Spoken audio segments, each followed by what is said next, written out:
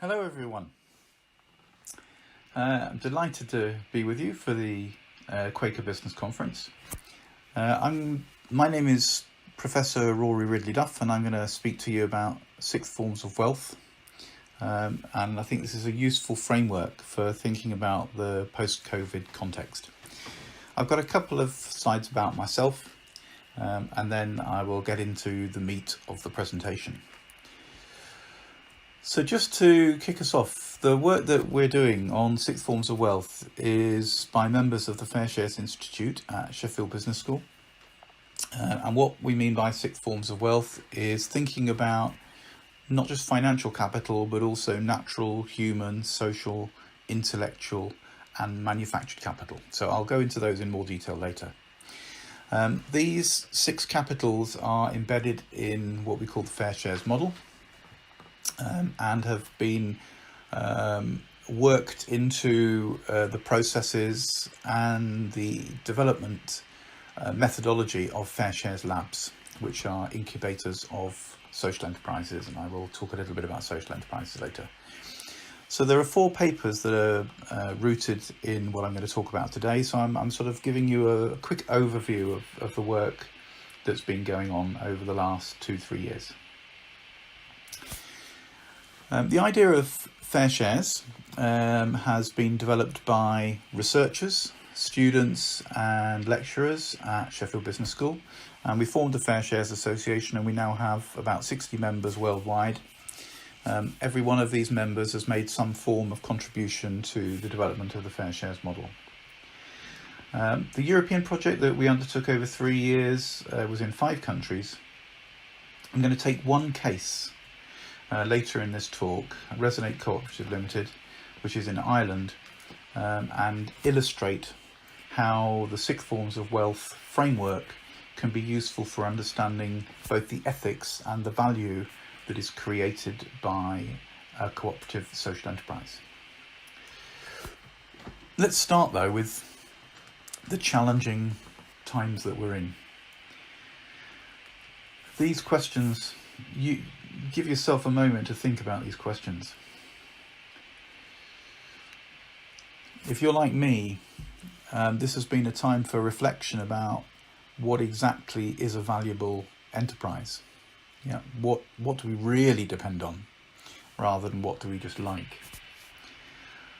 And I've been struck at the way that the most advanced economies and the biggest companies, they're relatively powerless in the face of this microscopically small virus, and it's reshaping our attitudes to different professions, different workers. Suddenly people who were not really taken very seriously have become our key workers, and it calls into question whether the neoliberal market economy can ever provide our basic needs, and I would argue that it also calls into question whether it can survive in its current form.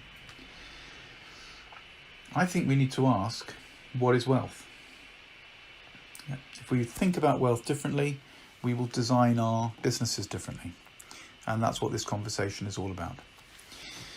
Now, the problem's been created by 40-50 years of neoliberal doctrine, which has advanced the idea that we should just accumulate financial capital more and more, make more and more profit, and that will lead to higher standards of living. That's been problematized by many people. A key critique came from Wilkinson and Pickett, two academics at the end of their lives, using the wisdom that they've generated over 30 years of research, and they found that inequality costs us. Yeah, it's not just unfair, it actually is a very inefficient way of organising society, and it damages our societies as well as the environment. And that's the same conversation that my field of social enterprise has been advancing. We draw on the work of Karl Polanyi, and what's interesting here is Karl Polanyi said that all societies that sort of predate the market economy understood that the market was only one small part of a bigger mix. The other mixes being our public institutions and our mutual associations and societies. So we need to re-energise the mutual economy and the public economy in order to deal with the issues that have been created by the market economy. A key part of this is beginning to think of capital as something more than financial accumulation.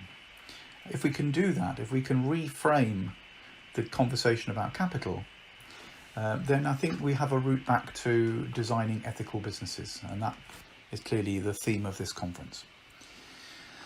Now, there's been some help along the way. There have been plenty of people prepared to reframe the notion of capital. So Becca talked about human capital, and that's got a long tradition. The abilities of people, their energy, their health are all valuable. Social capital theory develops on the bonds between us, the bridges between communities, the levels of trust, the notion of reciprocity, and has really come to the fore since Elinor Ostrom won a Nobel Prize. I think a lot more people are plugged into the wealth that comes from the way that we have social relationships. Natural capital, clearly the environmental movement has put this up the agenda. And this particular paper by Reed and Scott Cato talks about this debate about whether we should have carbon credits or not. Something else that's been useful, I think, is to divide financial capital from manufactured capital. So our economic assets, in the narrower sense of the word, are already embedded in things we've created, and it's not just about money, it's about using those other assets as well. So I think that this is a basis for rethinking ethical business. If we can approach business in terms of generating access to these types of capital and improving them, then we have a basis for designing ethical businesses. And this is one way that we can look at the field of social enterprise, and certainly since 1978, the notion of the triple bottom line in connection with social enterprise has been an active conversation. So let me just take a little bit of a closer look at the 6 forms of wealth. So this is from a paper by Maureen McCulloch and myself, based on a critique of work by the International Integrated Reporting Council. And the thing to note here is that we talk about access to them, the legal right of access. What does a business do to improve our access to good quality land, air, water? Do we share our knowledge of the chemical reactions that reside in nature with others? Do we share the skills that people have? Do we share our knowledge, our intellectual ideas in ways that enable other people to use them? Private businesses shut down, they enclose, whereas social enterprises open up, and indeed public authorities can open up. But we need to understand what is valuable. One way of looking at value is thinking of organisations as facilitating access to these 6 forms of capital, and also being cognizant of the way that they use them. So that's the lens that I now want to apply both to my own field of social enterprise and to a specific case study of Resonate Co-op. But before we do that, just to visually represent them, everything starts with natural wealth. Everything must come from nature originally. We as people come from nature. Our communities, our societies come from nature. All of the materials to make our manufactured things come from nature. It's our skills in networks that enable us to put together intellectual ideas, manufacture things, and then go to the market and sell them and reinvest what we get from the market back into these forms of wealth.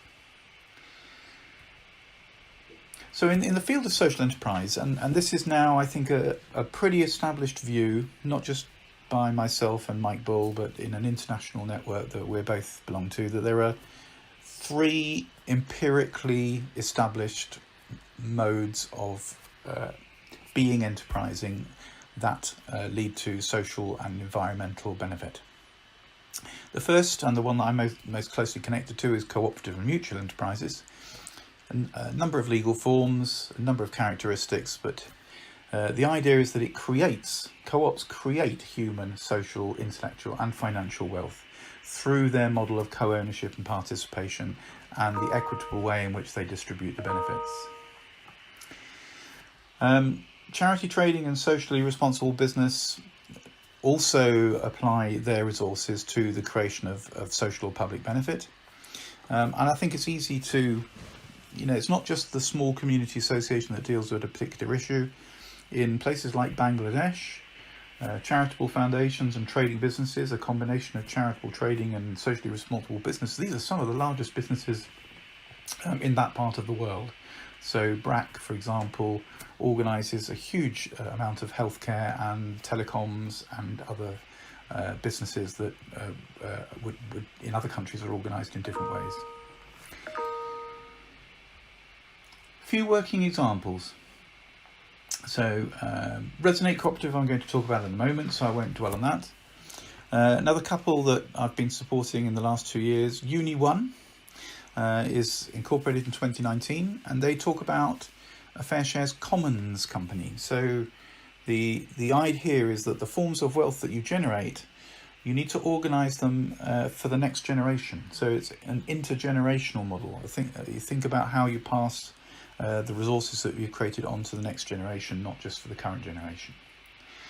And then VME Co-op is a software retailer, produces software for retail cooperatives, and they've just transitioned from a company owned by 2 people to being owned by the workforce. So around £500,000 a year that used to be go into the pockets, or at least into the share value of the 2 founders, is now shared between a trust and the individual engineers who run the business. And they will be creating software to support people like Resonate and Uni1 as well. So let's just focus on, or look at Resonate through this lens of 6 forms of wealth. So we've got 2 columns here. One is looking at the kind of wealth that they use. So this is an analysis that we did during the European project, and then subsequently 5 of my students deconstructed it, each for themselves, and we aggregated their findings. So they do use all the different forms of wealth. In hardware, there's ICT hardware, software that they use, the music that is produced by musicians. So it's sorry, I should have said Resonate is a music streaming site, and they're trying to organise the music streaming in order to improve the incomes of independent musicians. They obviously use natural minerals in the equipment. They're using programming skills, designing skills, time, energy. Networks, they build particular networks between organisations in order to reach the market. They're using open source software from a company called Lumio. But they also generate, they're conscious. So for example, tree planting, a carbon offsetting program makes sure that any carbon that is used by their servers is replaced. On the human side, they're developing knowledge of disruption, how to disrupt an industry to reconstruct it so that it is more fair to the stakeholders in that industry. They're producing member networks, they're producing new forms of partnership, they're producing grassroots live music events through this new platform. They're also creating new open source software, so they're sharing their intellectual wealth. They're not enclosing it as a private company would do, they are opening it up for other people to copy and use. They also have claim that they double the amount of income from streaming of the software, although the level of streaming still needs to be increased further on the platform. So it's about what you can learn by looking at an organisation through this lens, looking at the resource mix in these 6 capital terms, and also the outputs of the organisation in these 6 capital terms. So I want to offer this as a mindset for the future. So looking at the nature of business through the FairShares model actually changes what we believe, what social enterprise can be conceived as. It's not about charity and non-profit trading, as a lot of people think. It's about enterprises that create multiple forms of wealth, and that they distribute those multiple forms of wealth through a wider stakeholder network, through the legal, and they achieve this using a cooperative model with multiple member classes, so founders, labour, user, investors. They emphasise participatory democracy and something called sociocracy, because that creates more social capital, it creates more human capital. So the future of social enterprise isn't just about a charity or a non-profit mindset, it's about the generating of and distribution of multiple forms of wealth. Could Quakers use this mindset to devise businesses? I was part of a conversation at the Employee Ownership Association when Cadbury's had been bought by Kraft Foods, and multiple speakers there said if Cadbury's had done what John Lewis had done, maybe some of the social benefits of Cadbury's that had been achieved in the past could have been sustained more effectively into the future. It's a conversation to have. We do think that this sixth forms of wealth could provide a basis for accounting for value in a new way in the future. And I look forward to the conversations that we'll have about it now and later. Thanks very much.